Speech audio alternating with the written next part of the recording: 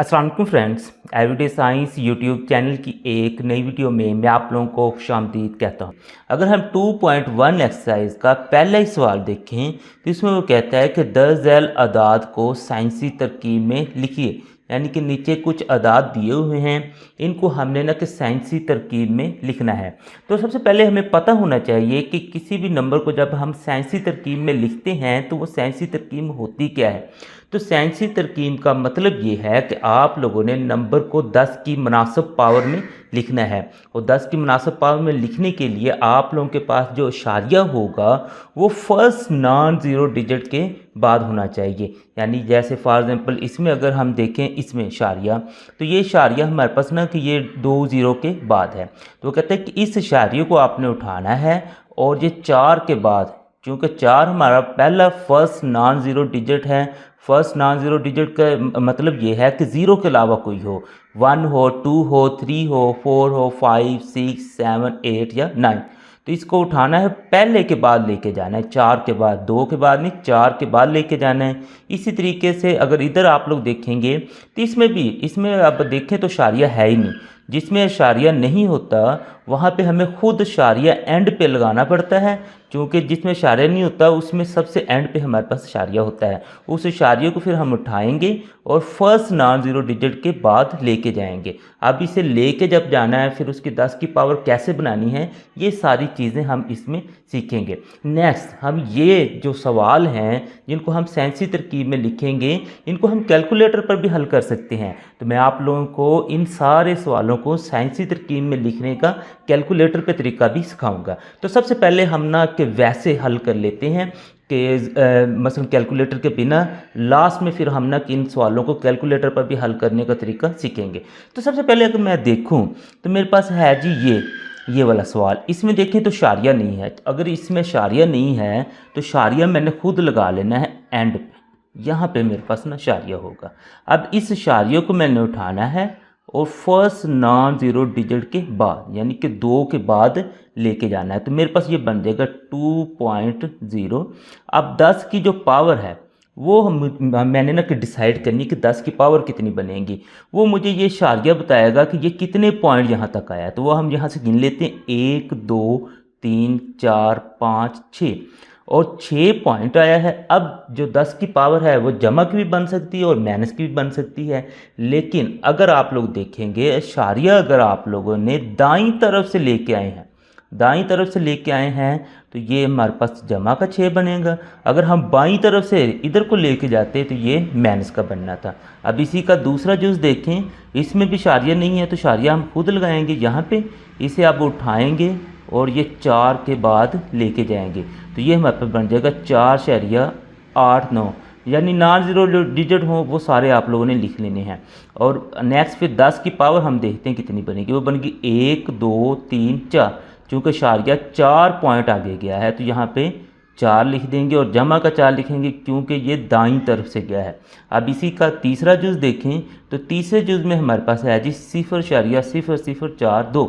अब इसको हम देखते हैं तो हमारे पास ये बन जाएगा जी, अब इशारिया जो है वो इधर से ये 4 के बाद जाएगा, क्योंकि इसमें इशारिया लगा हुआ था तो हमने यहाँ से उठाना है और इधर लेके जाना है। तो ये मेरे पास बन जाएगा, शुरू वाले जो ज़ीरो हैं वो तो ख़त्म हो गए, 4.2 ज़रब। अब देखें इशारिया गया इस साइड से, यानी कि हम अब ना कि इशारिया हमारे पास बाईं तरफ से गया है। तो बाईं तरफ से 1 2 3 पॉइंट्स गया है तो ये मेरे पास -3 बन जाएगा। अब इसके बाद मैं चौथा अगर अपना सवाल देखूं तो चौथे सवाल में देखें तो इशारिया इधर है, इसको हमने फर्स्ट नॉन ज़ीरो डिजिट के बाद यहाँ पे लेके आना है। तो हम ना कि ये फिर लिख देंगे 9 इशारिया। अब ये आगे कुछ भी नहीं है तो आप बस ना 0 लगा दें। अब नेक्स्ट 10 की पावर देखते हैं कितनी बनेंगी। तो इशारिया देखेंगे 1 2 3 4 5 6 7, यानी कि 7 पॉइंट गया, 6 ये 0 और 7वां क्योंकि 9 के बाद गया तो 9 को भी हमने गिनना है, और बाईं तरफ से गया है तो यहाँ पे हमने -7 लगा देना है। अब इसी तरह से इधर देखें तो हमारे पास है जी, ये देखें 10 की पावर 3 तो ऑलरेडी है, लेकिन इसमें देखेंगे ना तो इशारिया जो है वो 73 है। यानी कि शारिया यहाँ पे है। अगर तो शारिया 7 के बाद होता तो फिर तो ऑलरेडी ये साइंटिफिक नोटेशन में होना था, हमें इसे साइंटिफिक नोटेशन में करने की ज़रूरत नहीं थी।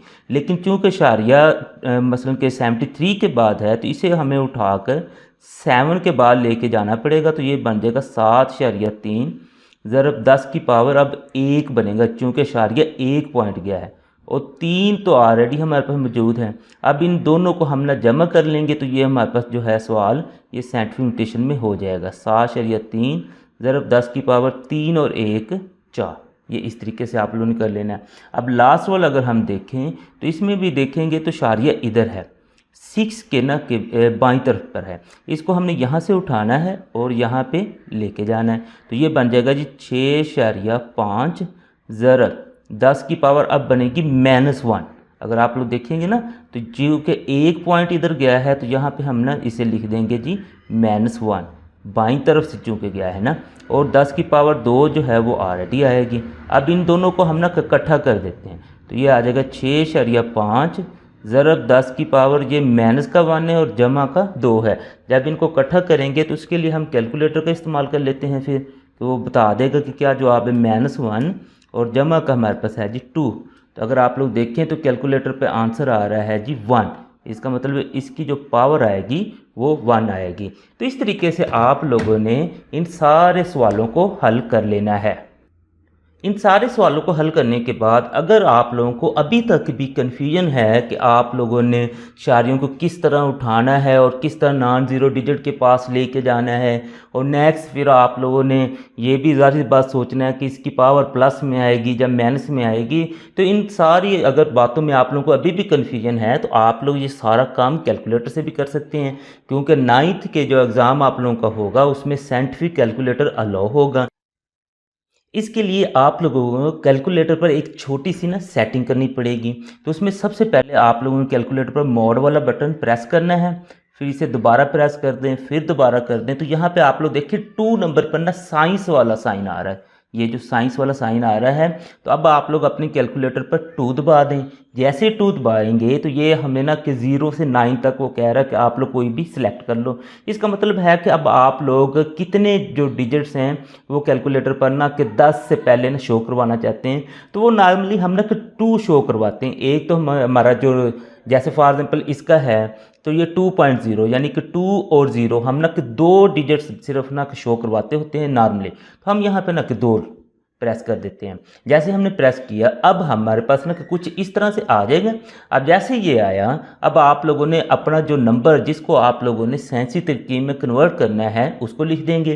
तो मैं अगर इसको देखूं तो मेरे पास है जी 2, उसके बाद मेरे पास 0 है जी 1 2 3 4 5 6। तो मैं इसको इसी तरह से लिख देता हूँ 2, उसके बाद 6 0 में लिख दूँगा 1 2 3 4 5 6। तो जैसे मैं इक्वल दबाऊंगा तो मेरे पास ये आंसर आ जाएगा 2.0 ज़रब 10 की पावर 6।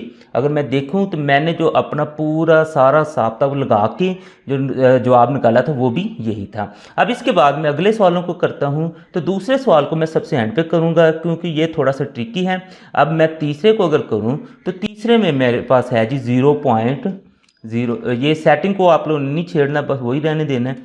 तो इसको जब आप लोग करेंगे तो ये देखें 4.2 ज़रब 10 की पावर -3 आंसर दे रहा है। उसके बाद आगे चलूँ तो ये मेरे पास है जी 0, अब ये मैं इसके मैं ना 0 गिन लेता हूँ। ये मेरे पास 1 2 3 4 5 6 0 है। उसके बाद फिर मेरे पास 9 है, 2 3 4 5 6 और एंड पे 9 है। तो जैसे मैं इक्वल दबाता हूँ तो मेरे पास आंसर आ गया 9.0 ज़रब 10 की पावर -7। तो यही मेरे पास इसका आंसर था। उसके बाद इसका जो हमारे पास 5वां जुज़ है उसको हम देख लेते हैं। तो 5वें जुज़ में है जी 73 और मल्टीप्लाई में है जी 10 की पावर। अब यहाँ से ना आप लोगों ने पावर खुद लगा लेनी है। ये पावर का ये वाला साइन होता है, ये वाला मसलन कि कैलकुलेटर पर जो इस तरह से बना होता है ना ये पावर का साइन होता है, ये आप लोगों ने दबाना है और जितनी पावर है वो इधर लिख देनी है। तो जैसे इक्वल दबाएंगे तो इसने खुद ही सारा आंसर दे देना है। तो ये हमारे पास 7.3 ज़रब 10 की पावर 4 आ गया, यानी कि हमें ये वाला ये वाला हमने किया था पार्ट या ये वाला किया था, हमें कुछ भी करने की ज़रूरत नहीं है, डायरेक्ट हमारे पास इसका आंसर आ जाएगा। उसके बाद हम ना किसका लास्ट जो है जो उसे देखते हैं। तो ये है 0.0 5 ज़रब है जी 10 की पावर, ये पावर लगाएं 2। तो इसका अब हम देखते हैं कि क्या आंसर आता है। तो इसका आंसर आ गया 6.5 ज़रब 10 की पावर 1। यानी कि ये जो 5 थे ना, इसके अलावा हमने सारे सॉल्व कर लिए। अब इसमें मसला क्या है, इसमें मसला ये है कि हमने ना यहाँ पे 8 9 इसको रखना है, यानी कि 2 हिस्सों को रखना है। अब टोटल मिला के अगर हम देखेंगे तो हमारे पास ये ना 3 हिस्से रहने चाहिए। तो कैलकुलेटर पर अगर हम सेटिंग 2 की करेंगे तो वो जस्ट ना कि 2 रख लेगा, ये तीसरे को ना कि उसने शो नहीं करवाना। तो उसके लिए कैलकुलेटर पर फिर दोबारा से हम थोड़ी छोटी सेटिंग कर लेंगे।